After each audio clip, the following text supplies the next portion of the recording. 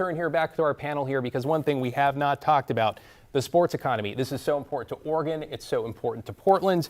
The Portland Trailblazers, you know, we had the news today. It looks like 70 people reportedly laid off from the business organization as part of the changes under the new ownership group, Texas billionaire Tom Dundon. Underlying this all is this conversation about securing a future lease of Moda, of renovating one of the oldest arenas in the NBA here. It's a hot button issue. Council has a lot of opinions on this, as we've seen. It's by no means a done deal. But the sense is, reading between the lines, if this does not happen, Dundon could take the team and take it somewhere else. Sarah, I'm going to start with you on this. What are your thoughts on what's happening around the Blazers right now, and how important are they to Rip City? We need the Blazers. We need a refreshed Moda Center. I used to be somebody who has absolutely no public money for sports, but then I worked with Sport Oregon, I've worked with Travel Oregon, Travel Portland, and understand the huge impact on the economy that sports has, and the concerts that will come through there. Those spill over to small business in the area as well, bring in tourists. What the government needs to do, our electeds need to do, is better communication on the return on that investment, and then I think more people will get on board. Congressman. Well, I had season tickets for the Blazers for years, was there for the championship season, but it's not just the Blazers anymore. No. I was at the Fire game last night. I mean, it's electric in terms of women's sports, and it gives a chance for the community to be focused.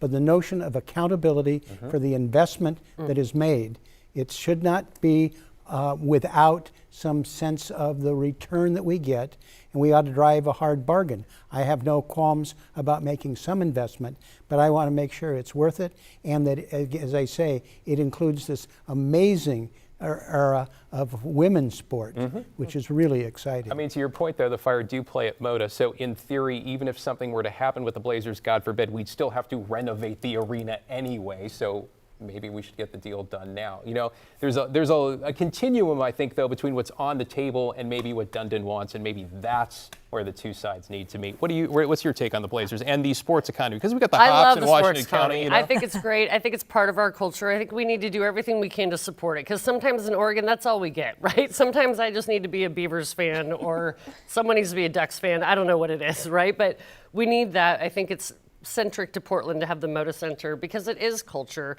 But again, people want to see plans, and they want to see costs and a plan for how it gets executed that stays that way, not something today that in 3 years we say, oh, we need to come back for more, we need to do something different, we didn't see it all the way through. We just hit on that whole sports energy for that one election. Carry it through for something. Blair, this can't happen without City Council. We have $350 million, I think, in state funding that's approved, that's contingent on county and city pieces. The city owns the arena. They're the ones negotiating. What we see is disagreement among councilor members. Is this just a communication problem with the public? Is something more going on? Is this just how the process works? What do you think? I think I understand the hesitation around using public dollars for renovating a sports center when there's so many other issues that we touched on tonight that we could be using that money for. And accountability, again, are we going to get our money's worth? We have seen that fail in the past with many other projects, so I get the hesitation.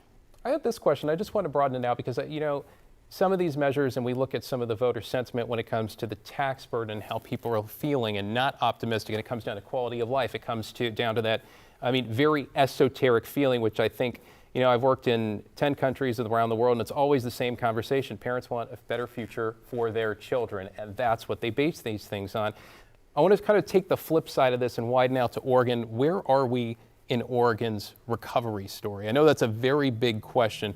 Are we on the upswing as a state? Are we kind of status quo? Is it still undecided? Congressman, what do you think?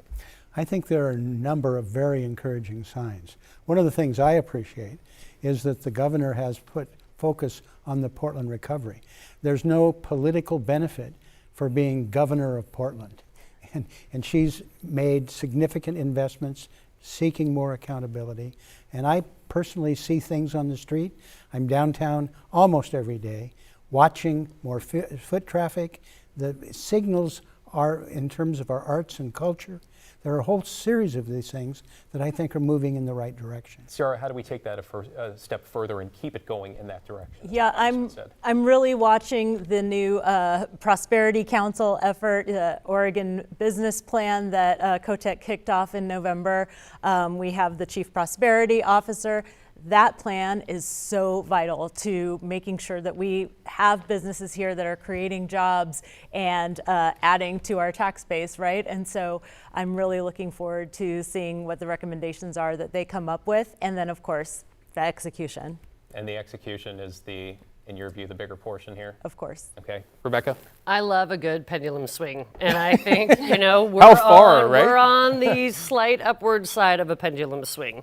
When I started working in Oregon, everything I thought in my perspective was going great. We've had some hard times, and I just see it. I think we're there. I think Oregon as a whole will hit the pendulum positively before pockets of it will, actually. Counterintuitive maybe, but everybody loves a good comeback story. What about and we're Portland there. specifically? And Blair's going to speak to this in a minute, but we've had several conversations on the phone recently, and you had some choice words about where Portland's recovery stands. I think it's slower. I think Okay. Portland's still in its own rehab, self-discovery. Who are we trying to be? What are my weaknesses? What are my strengths?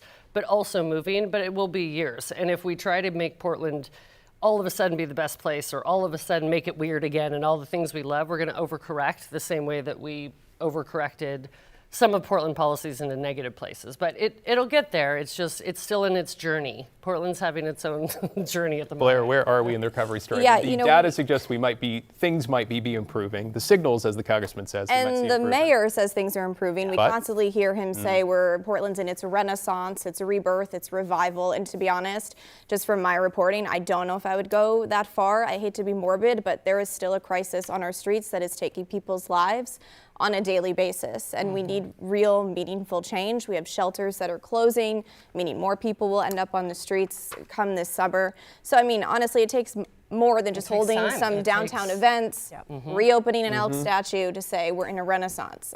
Let's be real. We're about 90 seconds away from Christine Drazen taking the podium at Drazen campaign headquarters in Aurora. The presumptive, or projected, I should say, Republican nominee. Associated Press also calling Christine Drazen winning the Republican nomination in the race for governor. Rematch coming up. Just briefly here, because I don't know how long it's going to be, Ciara, but we're talking about Portland's recovery story. Oregon, I think you wrote a column in the Portland Business Journal, maybe was it last year, and you said something like, nice isn't working anymore. What do you mean? Yes, we all want to be liked, don't we? And that is wonderful.